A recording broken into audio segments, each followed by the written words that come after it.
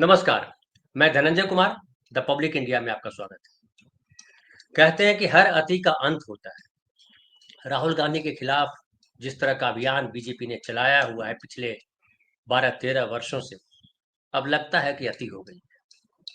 हर बात के लिए राहुल गांधी को कोसना, राहुल गांधी को नमूना कह देना, राहुल गांधी को पप्पू कह देना, राहुल गांधी को पता नहीं क्या-क्या नहीं कहा गया।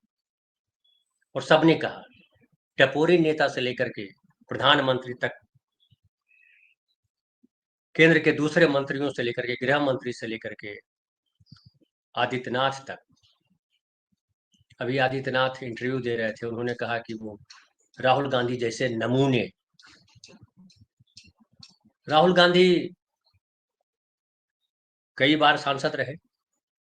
राहुल गांधी एक बड़ी विरासत लेकर के आए हैं, वो तो अलग है। लेकिन राहुल गांधी पढ़े लिखे समझदार व्यक्ति है।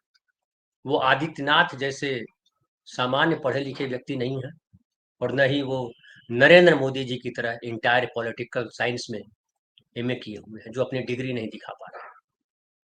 आदित्यनाथ जी के बारे में भी कहा जाता है कि उनको अगर डिग्री दिखाने कहा जाए, उनको अपनी कॉपियां दिखाने कहा जाए, वो जब कॉलेज में पढ़ रहे तो किस तरह के मेधावी व्यक्ति थे, मेधावी छात्र थे, वो लोगों को पता है, उनके ढेर सारे साथियों को पता है।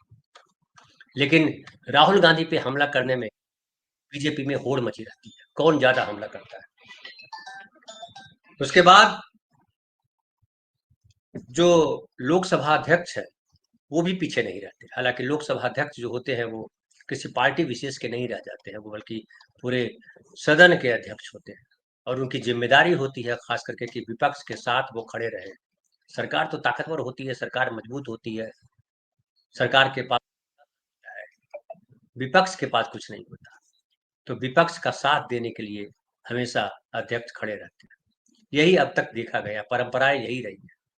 लेकिन परंपराओं की बार बार जिक्र करने वाली बीजेपी पार्टी जब विपक्ष के साथ परंपराएं निभाने की बात आती है तो उलटबाजी हो जाती है, कुछ और करने लगते हैं। और उपराष्ट्रपति चाहे धनखड़ साहब हों, चाहे ओम बिरला जी हों, लोकसभा अध्यक्ष, ये तमाम लोग सारी मर्यादाओं, सारी परंपराओं को किनारे करके, हाशिए पर धकेल करके एक तरह से डिक्टेटर बन जाते हैं। लोकसभा अध्यक्ष के पास विशेषाधिकार है, लेकिन विशेषाधिकार विपक्ष के नेता को रोकने के लिए नहीं है केवल। बुधवार को जो उन्होंने नसीहत दे डाली लंबी चौड़ी राहुल गांधी को, उससे पता चलता है कि फ्रस्ट्रेटेड है सब, फ्रस्ट्रेट हो गए हैं। राहुल गांधी संभल नहीं रहे हैं, राहुल गांधी भटक नहीं रहे हैं, राहुल गांधी को भटकाने के तमाम प्रयास किए गए। जिसे क्रिकेट मैच जब हो रहा होता है तो सुनते हैं, देखते हैं कि जो विकेट कीपर होता है, जो और खिलाड़ी होते हैं, फील्डिंग कर रहे हो खिलाड़ी, वो बैट्समैन को तरह तरह से परेशान करते हैं, अपशब्द बोलते हैं, ताकि उनका ध्यान भटके और आउट हो जाए। राहुल गांधी के लिए वैसे ही तमाम चीजें की बीजेपी ने, और बीजेपी केवल नहीं बल्कि बीजेपी का पूरा आईटी सेल, पूरा गटर मीडिया तमाम लगा रहा। लेकिन राहुल गांधी मुद्दे पर अड़े रहे, सामाजिक न्याय, जाति गणना, और उसको लेकर के आज भी वो खड़े हैं। अब तो पार्टी के भीतर जो टूट फूट थी, या पार्टी के भीतर जो कई सारे स्वर थे, उसको भी राहुल गांधी शांत करने में कामयाब रहे। और अब साफ साफ दिखाई पड़ रहा है कि बीजे कांग्रेस पार्टी पूरी की पूरी कांग्रेस पार्टी अब राहुल गांधी के पीछे लगभग लामबंद होती जा रही है। इसलिए जब जो अध्यक्ष है ओम बिरला साहब, जब उन्होंने राहुल गांधी पे लेक्चर दिया अपना, तो तो जो गोगोई साहब हैं, उनके साथ कांग्रेस के और नेता गए उनसे मिलने के लिए ओम बिरला से, और ओम बिरला जी ने ऐसा कोई जवाब नहीं दिया जैसा कि उन्होंने कहा, गौरव गोगोई ने, कि उन्होंने किस वजह से राहुल गांधी पे टिप्पणी की वो समझ में नहीं आया, और जो उन्होंने कहा, किस बात को लेकर के कहा, राहुल गांधी की किस हरकत पे, किस बात पर उनको बुरा लगा, वो नहीं बता पाए। और इसलिए नहीं बता पाए कि उनको राहुल गांधी पे हर हाल में जो है कुछ ना कुछ टिप्पणी करना है, डेली टिप्पणी करना है। जैसा कि एक बीजेपी से आई हुई प्रवक्ता बता रही थी कि किस तरह से उनको एक टारगेट दिया जाता है कि आज क्या बोलना है, कैसे बोलना है। तो हमें लगता है कि जो ओम बिरला है वो भी जो है संविधान का जो सूत्र है या संविधान के जो निर्देश है उसके अनुसार चलने के बजाय वो बीजेपी से कहीं ना कहीं गाइडेड है। बीजेपी जो कहती है वही करते हैं। और बीजेपी जिस तरह की राजनीति पिछले 11 सालों से कर रही है तो भारतीय परंपरा के अनुकूल नहीं है, भारतीय लोकतंत्र के अनुकूल भी नहीं है। भारतीय परंपराओं की भी अगर हम बात करते हैं जिसकी हमेशा दुहाई देती रहती है बीजेपी या आरएसएस, भारतीय परंपराओं में सबके साथ सम्मान का भाव रहा है। हम आप उसकी बात से सहमत हो न हो, लेकिन उन्हें बोलने का अधिकार है, उन्हें भी अपने विचार रखने का अधिकार है। सदन में भी यही है कि सदन में हर किसी को अपनी बात रखने का अधिकार है, हर सांसद को अपनी बात रखने का अधिकार है, चाहे यह बड़ी पार्टी हो या छोटी पार्टी के मेंबर हो या अकेले हो। निर्दलीय सांसद भी अगर कुछ बोलना चाहता है तो उसे बोलने का अधिकार है। ऐसा नहीं हो सकता कि बहुमत है तो बहुमत के आधार पर आप दबा दें। लेकिन ओम बिरला जो हरकत कर रहे हैं, विपक्ष के नेता को चुप करा देना, उनका अपमान करना, लोकसभा अध्यक्ष को शोभा नहीं देता। लोकसभा अध्यक्ष का पद जो है बहुत गरिमामय पद है, इसलिए जरूरी होता है कि लोकसभा के अध्यक्ष के पद पर या जो आसन पे जो बैठा हुआ व्यक्ति है उस परंपरा को निभाए, उस मर्यादा का पालन करे। लेकिन दुखद है कि ओम बिरला वो पालन करते नजर नहीं आते। हालांकि बहुत लोगों ने उनकी आलोचना की, कई बार वाला आलोचना उनकी हुई, लेकिन आदत है कि जाती नहीं।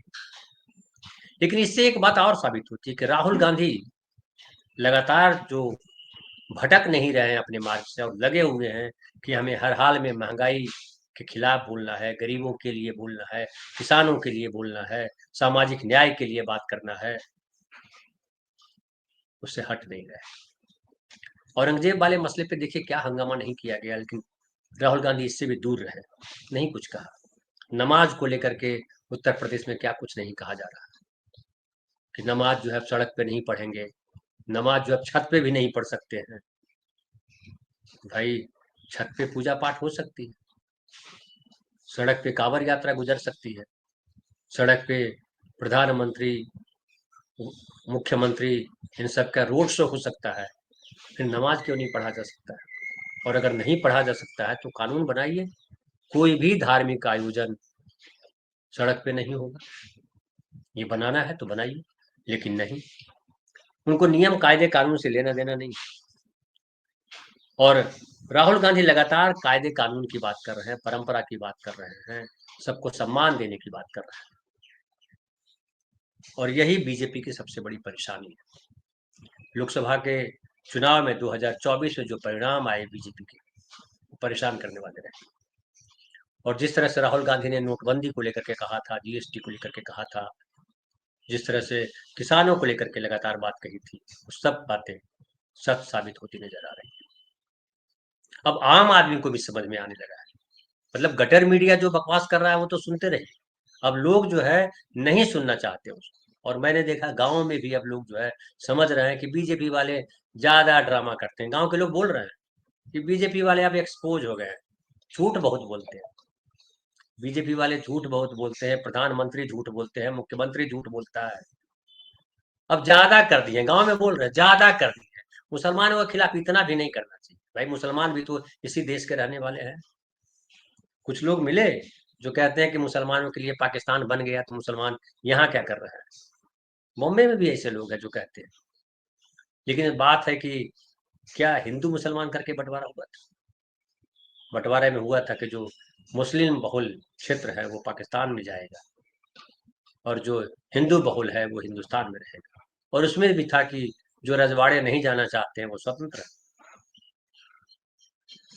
ऐसा नहीं हुआ था कि मुसलमान सारे पाकिस्तान चले जाएंगे, हिंदुस्तान में सारे हिंदू चले आएंगे। अगर ऐसा होता तो बांग्लादेश में हिंदू नहीं रहते, ऐसा होता तो पाकिस्तान में भी हिंदू नहीं रहते। लेकिन पाकिस्तान में भी हिंदू हैं, बांग्लादेश में भी हिंदू हैं, और वहाँ हिंदुओं के साथ जब बुरा बर्ताव होता है तो यहाँ के लोग डायलॉगबाजी खूब करते हैं, इनको मौका मिलता है अपनी राजनीति चमकाने का।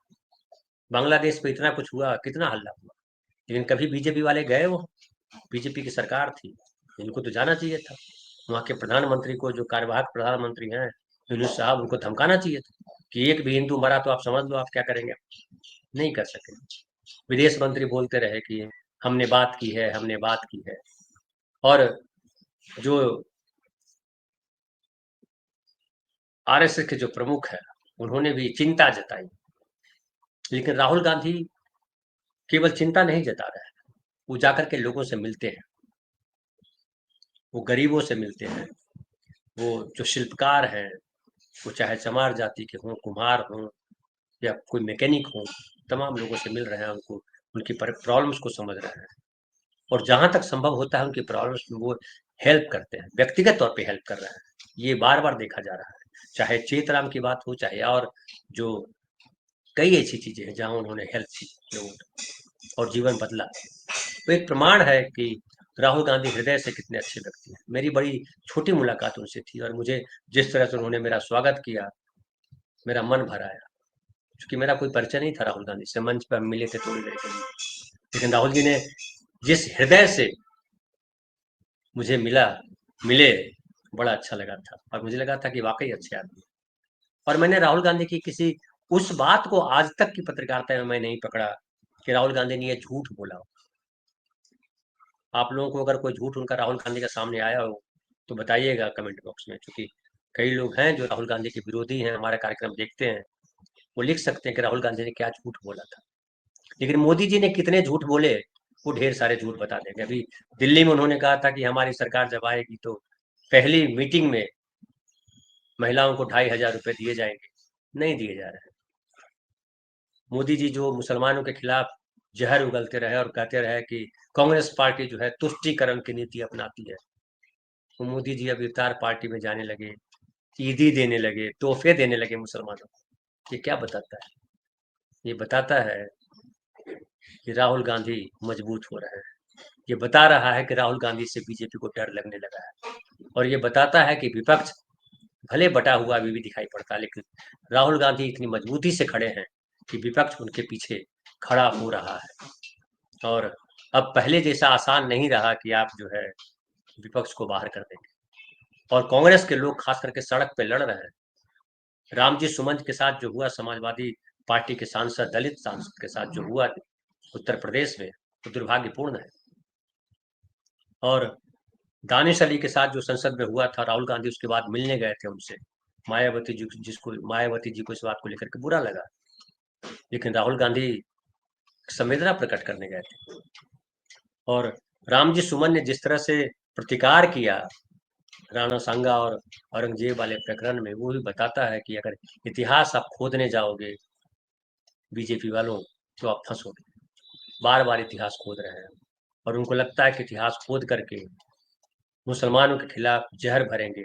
लेकिन जब इतिहास में मुसलमानों को आप ढूंढने जाओगे तो हिंदू भी मिलेंगे, उसमें उसमें राजपूत भी मिलेंगे और लोग भी मिलेंगे। और राणा सांगा का इतिहास हो, चाहे और भी ढेर सारे लोग हो, आप सावरकर तक आ गए, अटल बिहारी वाजपेयी तक लोग चले आते हैं, कि जब इतिहास खोदने जाओगे तो भगत सिंह को फांसी दिलवाने में या उनको पकड़वाने में कौन लोग थे, वो भी खोदा जाएगा। बहुत सारी बातें निकल के गई। लेकिन राहुल गांधी ये ऐतिहासिक तर्क वितर्क है उसमें नहीं पड़ रहा है, कभी वो इस तरह की बात नहीं कर रहे। उनका पूरा का पूरा ध्यान जो है इस बात पर है कि किस तरह से आम लोगों की समस्याओं को एड्रेस किया जाए, किस तरह से जो किसान हैं, मजदूर हैं, महिलाएं हैं, युवा हैं, बेरोजगार हैं, उनकी समस्याओं को एड्रेस किया जाए, किस तरह से सामाजिक न्याय हो। और ये बहुत बड़ा निर्णय मानूंगा मैं राहुल गांधी का। कांग्रेस पार्टी जो है सामाजिक न्याय के समावेशी राजनीति वो करते रही। कई लोग इसलिए कहते हैं कि बीजेपी और कांग्रेस में कोई फर्क नहीं, क्योंकि सवर्णवाद यहाँ भी है, सवर्णवाद वहां भी था। लेकिन राहुल गांधी जो है, जो सामाजिक न्याय का जो एजेंडा लिया है, वो सवर्णवाद को साइड लाइन करने का है। वो चाहते हैं कि ऐसा देश बने जिसमें सबके साथ न्याय हो, और बीजेपी को यही दिक्कत है। बीजेपी ब्राह्मणवाद चाहती है, आरएसएस ब्राह्मणवाद चाहता है। आरएसएस नहीं चाहता है कि सबके साथ न्याय, इसलिए न्याय व्यवस्था की जो हालत बना दी है, न्याय व्यवस्था को जिस तरह से आरएसएसीकरण किया जा रहा है, राहुल गांधी कह चुके हैं कि किस तरह से शिक्षा व्यवस्था को आरएसएस के लोग जो है कब्जा कर चुके हैं, वो तमाम संस्थाओं पे कब्जा कर चुके हैं। और जिस तरह से आदित्यनाथ बोल रहे हैं, जिस तरह से उत्तर प्रदेश में शासन दिखाई पड़ रहा है, जिस तरह से राजस्थान में शासन दिखाई पड़ रहा है, जिस तरह से गुजरात में, जिस तरह से देश में शासन दिखाई पड़ रहा है, उसमें साफ साफ दिखता है कि बीजेपी और आरएसएस सामाजिक न्याय को नहीं मानते, न्याय व्यवस्था को नहीं मानते। वो चाहते हैं कि पूर्व जन्म के आधार पर न्याय हो, और वो जो तथाकथित न्याय व्यवस्था है ये पूर्व जन्म वाली, उसका पालन। लेकिन राहुल गांधी संविधान सम्मत न्याय चाहते हैं कि कैसे न्याय मिले, संविधान जो कहता है। इसलिए संविधान को लेकर के लगातार जब राहुल गांधी संविधान को सामने रखते हैं तो बीजेपी को परेशानी होती है, क्योंकि बीजेपी संविधान को दफनाना चाहती है, दबाना चाहती है, संविधान का कवर तो रखना चाहती है, लेकिन संविधान के पन्नों में जो अधिकार दिए गए हैं नागरिक को, उसको रोज रौंदना चाहती है, वो खत्म कर देना चाहती है। इसलिए बार बार देखिएगा नरेंद्र मोदी जी भी कर्तव्य की बात करते हैं। आप ये मत सोचो कि देश क्या किया, आप ये सोचो कि आपने देश के लिए क्या किया। ये आरएसएस का जो है सूत्र वाक्य कहा जा रहा है। लेकिन ये नरेंद्र मोदी से भी सवाल किया जाना चाहिए कि नरेंद्र मोदी जी, आपके लिए देश ने क्या किया और देश के लिए आपने क्या किया। आज देश जो है तमाम तरीके के संकटों में घिरा हुआ है, चाहे वो टैरिफ की बात हो अमेरिका की, या जिस तरह से अवैध अप्रवासी भारतीयों को बेइज्जत करके भेजा गया, उससे पूरी दुनिया में देश का मान जो है कमजोर। जिस तरह से आर्थिक संकट में हमारा देश अभी लगातार फंसता जा रहा है, महंगाई जिस तरह से बढ़ती जा रही है, बेरोजगारी जिस तरह से बढ़ती जा रही है, नफरत जिस तरह से बढ़ती जा रही है। पहले तो मुसलमानों को खतरा था, अब तो दलितों को भी खतरा हो। और उत्तर प्रदेश में करनी सेना ने जो किया राम जी सुमन के घर पर, उससे पता चलता है। लेकिन राहुल गांधी जिस तरह का समाज बनाना चाहते हैं, वो समाज भारतीय संविधान के अनुकूल समाज है। और इसीलिए अब जो है बिहार में भी जिस तरह का प्रतिसाद मिल रहा है कांग्रेस को, उत्तर प्रदेश में जिस तरह का मिला, और पूरे देश में राहुल गांधी को जिस तरह से मान मिल रहा है, मीडिया भले उनके साथ खड़ा नहीं है, लेकिन आम लोग धीरे धीरे जुड़ रहे हैं, उनकी बातें धीरे धीरे समाज के सामने जा रही है, और ये बीजेपी की परेशानी है। लेकिन वो कहते हैं ना कि जो है बादल सूरज को बहुत देर तक ढक नहीं सकता, झूठ सच को बहुत देर तक दबा नहीं सकता। वो सच लगातार आम आदमी के सामने आ रहा है, नागरिकों को सामने आ रहा है। और जो स्थिति है कि अभी तो 2024 के चुनाव में बहुमत नहीं मिला, आगे आने वाले चुनाव में संभव है कि बीजेपी फिर विपक्ष में चली जाए, सत्ता पक्ष से उसे हाथ धोना पड़े। और जब कांग्रेस आएगी, जब राहुल गांधी जिस तरह का माहौल बना रहे हैं, तो जाहिर है देश फिर एक नई राह पे चलेगा। वो राह होगी सामाजिक न्याय की। सामाजिक न्याय संविधान की मांग है, इस देश के अलग अलग समाजों की मांग है। आज इतना ही, बहुत बहुत धन्यवाद। कल फिर बात करेंगे किसी नए विषय।